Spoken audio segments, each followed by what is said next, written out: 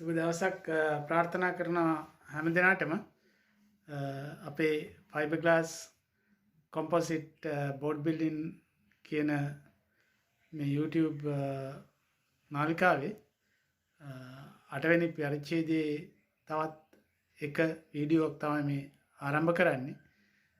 දැන් අපි මෙතරම් දවසක් සාකච්ඡා කරමින් ආවේ Fiberglass composite ගැන අපි කතා කරා. ඊළඟට අපි උත්සාහ කරා බෝට්ටු පිළිබඳව 8 වෙනි පරිච්ඡේදයේ කතා කරලා එක එක බෝට්ටු මාදිලිය ගැන යම්කිසි අවබෝධයක් ලබා ගන්න. දැන් ඒ අනුව අපි අද කතා කරන්නේ මීට කලින් අපි කතා කරා naval craft ගැන. ඒ කියන්නේ මොනවා හරි මුර යාත්‍රා ගැන ආරක්ෂණ කටයුතු සඳහා යොදා ගන්නා විවිධ මාදිලියේ බෝට්ටු පිළිබඳව අපි හඳුනා ගන්න උත්සාහ කරා. දැන් ඒකේ මූලිකම අවස්ථාවේ තියෙන බෝට්ටුවක් ගැන තමයි අපි අද කතා කරන්නේ. දැන් මේ ඔබ දකින යාත්‍රාව අඩි 23ක් විතර දිග. එතකොට ඒ කියන්නේ මේවා තියෙන්නේ සාමාන්‍යයෙන් අඩි 20යි 25යි විතර අතර දිග ප්‍රමාණයක් ඇතුලේ තමයි සාමාන්‍යයෙන් භාවිතයට ගන්නේ.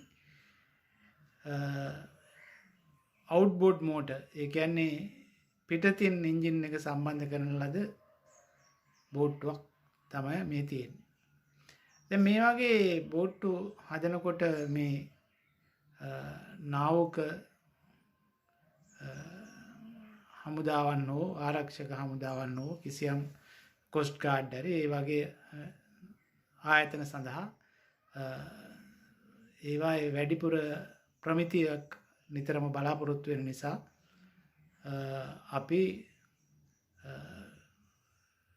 තුන්වෙනි පාර්ශවයක් මේකේ ඉන්ස්පෙක්ෂන් සඳහා කැඳවා ගනු ලබනවා. ඒ කියන්නේ අපි සාමාන්‍යයෙන් ව්‍යවහාරයේදී අපි කියන්නේ ක්ලාස් බෝට්ටුවක් කියලා. ඒකෙන් අපි අදහස් කරන්නේ ක්ලාස් බෝට්ටුවක් කියලා කියන්නේ ක්ලාසිෆිකේෂන් සොසයිටි එකක අධීක්ෂණයේ යටතේ තමයි මේ වගේ යාත්‍රා සාමාන්‍යයෙන් නිර්මාණය කරන්නේ. ඒ වගේම ඒවයි මිලත් සාමාන්‍ය බෝට්ටුවකට වඩා මිල හුඟක් වැඩි. මොකද ක්වොලිටි එක මේන්ටේන් කිරීම සඳහා ලොකු පිරිවැයක් දරන්න වෙන නිසා.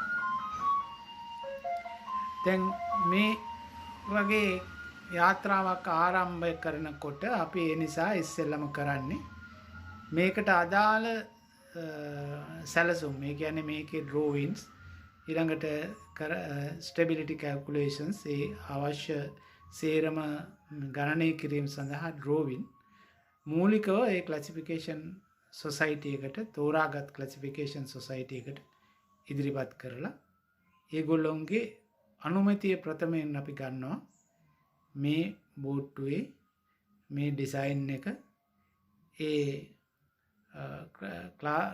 ක්ලාස් එකේ තියෙන රූල්ස් වලට එකඟයි කියලා සාතික කරලා ස්ටෑම්ප් කරලා දෙනවා. එතකොට මේවා මේ ඒ අතරෙම දැන් මේවා ඩිසයින් කරනකොට ඒ සඳහා යම් පිළිගත් ආකෘති තියෙනවා මේවා. ඒ කියන්නේ මේවා සඳහා දැන් මේකෙදී අපිට එක ක්‍රමයක් හම්බ වෙනවා. ඒක ISO small craft කියන කැටගරි එක. ඒ කියන්නේ ISO එකෙන් මේ කුඩා බෝට්ටු සඳහා අනුමත කරන ලද ISO ස්ටෑන්ඩඩ්ස් තියෙනවා. ඒක ISO small craft standard කියලා. එතකොට ඒ ස්ටෑන්ඩඩ් එකට අනුව අපිට ඕනනම් පුළුවන් මේ බෝට්ටුව ඩිසයින් කරන්න. එතකොට මේකේ හල් එකේ thickness එක වෙන පරීක්ෂණ කටයුතු ඔක්කොම වෙන වෙනම ISO එකෙන් කියලා තියෙනවා මෙන්න මේකට මේ යාත්‍රාවක් හදනවා නම් මෙන්න මේවා තමයි තියෙන්න ඕන නිර්ණායක කියලා. ඒකේ හල් එකේ ඝනකම කොච්චරද? ඒකේ බර කොයි ප්‍රමාණයක් වෙනවද? එතකොට ඒකට ගන්න ඕන ආරක්ෂක උපක්‍රම මොනවද කියලා ඒගොල්ලෝ සඳහන් කරනවා. දැන් මේ වගේ මේක මේ බෝට්ටුව unsinkable බෝට්ටුවක්. ඒ කියන්නේ මේක මොනම හේතුවක් හින්දාවත් කිසිම අනතුරකදී ගිලෙන්නේ නැති විදියට හදලා තියෙනවා. මොකද මේක කුඩා බෝට්ටුවක්. ඒ වගේම අධිවේගී යාත්‍රාවක්. ඒ නිසා මේකේ යන කාර්ය මණ්ඩලවල ආරක්ෂාව සඳහා තමයි ඒ වගේ unsinkable බෝට්ටුවක් හදන්නේ. එතන මේක ඇතුලේ අපි මේ සාමාන්‍ය මේ ඩෙක් එක කියලා කියන කොටසට යට මේකේ තියෙනවා මේ ෆෝම් මැටීරියල් එකක් සම්පූර්ණ පුරවලා ඒක එතකොට මේ ෆ්ලෝට් වෙන විදිහට තමයි හදන්නේ. ඊළඟට මේකේ ඔක්කොම තියෙන මේ විද්‍යුත් පරිපථ මොනවා හරි තියෙනවා නම් ඒවත් ඊළඟට මේ හල් එකට සම්බන්ධ කරන ෆිටින්ග්ස් මොනවා හරි තියෙනවා නම් ඒවත් අපි නිතරම මේ ඒ කියන ස්ටෑන්ඩඩ් එකට අනුව තමයි හදලා තියෙන්නේ. දැන් ඒ වගේ ඩ්‍රෝවින්ස් අනුමත කරාට පස්සේ අපි මේක හදනකොට මේකට පාවිච්චි කරන මැටීරියල් ඔක්කොම අපි ඒ ක්ලාස් එකේ අධීක්ෂණයට ලක් වෙනවා. එතකොට මේ මම ඊට කලිනුත් ක්වොලිටි ගැන කතා කරද්දී කියලා තියෙනවා. එතකොට ඒ විදිහට මේ පාවිච්චි කරන රෝ මැටීරියල් ෆිටින්ග්ස් ඔක්කොම ඒ ක්ලාස් එකේ අධීක්ෂණයට යටත් ඒගොල්ලෝ පෞද්ගලිකවම ඒ සර්වේස්ලා බලලා ඒවා ලේඛනගත කරපු අමුද්‍රව්‍ය ෆිටින්ග්ස් තමයි පාවිච්චි කරලා තියෙන්නේ. දැන් එහෙම පාවිච්චි කරපු බෝට් එකක් ඊළඟට අපිට ඊළඟ අවධිය තියෙන්නේ මේක හදලා ලොන්ච් කරාට පස්සේ අපි මීට කලිනුත් කතා කරපු විදිහට මේකේ බේසින් ට්‍රයල් කියන කොටසයි සී ට්‍රයල් කියන කොටසයි අපි කරන්න ඕනේ. ඊළඟ ඒ වෙලාවේදී තමයි අර අපි මේ බෝට් එක ඒ ක්ලාස් එකට එකේ රූල් එකකට තියෙන විදියට අපි මේකේ ඒ ස්ටෙබිලිටි එක බලනවා. එතකොට ස්ටෙබිලිටි ටෙස්ට් එකක් කරලා මේ බලනවා මේක දැන් මේ පෙරලෙනවද පෙරලෙන්න තියෙන අවකාශය මොනවද කියලා. ඒ වගේම දැන් මේ කුඩා යාත්‍රාවන් නිසා මේක මේ සම්පූර්ණ මේ රවුමක් කරකලා දීයට බලනවා මේක නිතරම මේක දීයට යම් කිසි විදිහකින් පෙරළුනොත් මේ අපිට ආපහු සැරයක් ඒ උඩ පැත්තට නිවැරදි පැත්ත උඩට එන්න ඕනේ. ඒ කියන්නේ නිශ්චිත කාලයක් ඇතුළත මේක කැරකිලා අනිත් පැත්තට එන්න ඕනේ. එතකොට ඒක බලනවා අපි මේක යම් කිසි විදිහකින් මේක පෙරළුනොත් මේක නැවත ප්‍රකෘති තත්ත්වයට එන තත්පර කුඩා කාලයක් ඇතුළත එනවාද කියන එක බලනවා. ඒ වගේම දැන් මේවා තියෙනවා ඩ්‍රොප් ටෙස්ට් කියලා එකක්. ඒ ඩ්‍රොප් ටෙස්ට් එකක් කියලා කියන්නේ මේක ඒ නිශ්චිත නියම කරන ලද උසකට උස්සලා එකවර අතාරිනවා වතුරට අතෑරලා බලනවා. දැන් මේ වතුරේ මේක වතුරට වැටෙනවහම මේක ශක්තිමත්ද? එතකොට මේකේ තියෙන ෆිටින්ග්ස් ඔක්කොම නිවැරදිව අපි හයි කරලා තියනවාද කියලා බලනවා. මේ ඒ ඉම්පැක්ට් එක ගන්න පුළුවන් විදිහට ශක්තිය තියනවාද කියලා බලනවා ඩ්‍රොප් ටෙස්ට් එකක් කරලා.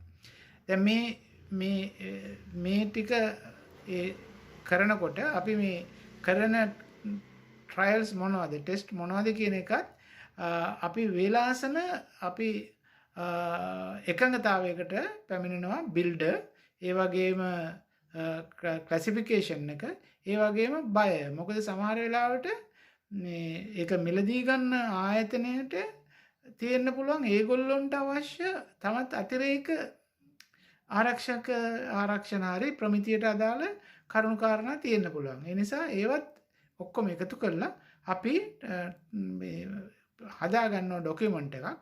ඒ ඩොකියුමන්ට් එකේ විදියට තමයි ඊට පස්සේ අපි මේ ඔක්කොම ට්‍රයල්ස් කරලා ටෙස්ට් කරලා මේක දැන් බාර ගන්න තත්ත්වයට හරි කියලා කියන්නේ. දැන් මේ යාත්‍රාවෙත් ඒ සේරම දේවල් කරලා තියෙනවා. ඊට පස්සේ මේක අපි මීට කලින් කතා කරපු විදිහට මේක පාවිච්චි කරන්න පුළුවන් කියලා අපි අනුමත කරලා තියෙන සී ස්ට්‍රේට් එකේ ඒ කියන්නේ මූදේ මේ ස්වභාවය තියෙන වෙලාවට අපි ඒ අනුමත කරන ලද අපි කලින් ගිවිසගත්ත ට්‍රයල්ස් ඔක්කොම මේක කරනවා. එතකොට ඒකේ බලනවා වේගය බලනවා ඊළඟට මේක ස්ටියර් කරනකොට කොහොමද මේ හැසිරෙන්නේ කියන එක බලනවා. ඊළඟට මේකේ යන අයගේ පැසෙන්ජර්ස්ලට හරියට විසිබිලිටි තියෙනවාද කියලා ඊළඟට මේක දැන් මේ වේව් එක යනකොට මේකේ යන අයට ක්‍රූ එකට යම්කිසි අපහසුතාවයක් තියෙනවාද කියන එක බලනවා ඊළඟට මේකේ තියෙන විදුලි උපකරණ ලයිට් විද්‍යුත් පද්ධතියන් ඔක්කොම හරියට වැඩ කරනවාද කියලා බලනවා ඒ ඔක්කොම බලලා තමයි අපි අවසානයේදී ඔන්න තීරණය කරන්නේ දැන් මේක හරි ප්‍රමිතියට හදලා තියෙනවා හරි ප්‍රමිතියට මේක ගමන් කරනවා කියන එක තීරණය කළා ඊට එතනින් තමයි අපි මේක බාර දීලා ඒ වැඩේ නිමා කරන්නේ දැන් මම හිතනවා ඔබට දැන් සාමාන්‍ය මේ බෝට්ටුවක් හැදුවට පස්සේ කොහොමද හදන්න පටන් ගන්නෙ ඊට පස්සේ කොහොමද මේකේ ට්‍රයල් කරන්නේ කොහොමද මේකේ ක්වොලිටි එක මේන්ටේන් කරන්නේ කියන එක ගැන අවබෝධයක් ලැබෙන්නේ නැති කියලා අපි දැන් ඊළඟට අපි කතා කරනවා මේ මීට වඩා ටිකක් ලොකු බෝට්ටුවක් මීට වඩා ටිකක් සංකීර්ණ බෝට්ටුවක් ඊළඟ වීඩියෝවේදී අපි කතා කරමු කතා කරලා අපි ඒකත් අඳුරගනිමු ඒකෙත් තියෙන විශේෂ ලක්ෂණ මොනවද කියන එක අපි අඳුර ගන්න උත්සාහ කරමු මම හිතනවා ඔබට මේ වීඩියෝවෙන් යම්කිසි ප්‍රයෝජනවත් ළමක් ඉගෙන ගන්න ලැබුණා කියලා ඒ වගේම මේ වීඩියෝ පෙළ අපි දිගටම කරගෙන යනවා ඒ නිසා මා සමග රැඳී ඉන්න මේ වීඩියෝ වලටත් වෙනදා වගේම ඉල්ලනවා ලයික් එකක් දාලා කමෙන්ට් එකක් දාලා ඒ වගේම තවත් කෙනෙකුට බලා ගන්න එක ෂෙයා කරන්න කියලා අපි නැවත වීඩියෝ එකකින් මේ වගේ හමු වෙනතුරු ඔබට ජය ප්‍රාර්ථනා කරනවා ස්තුතියි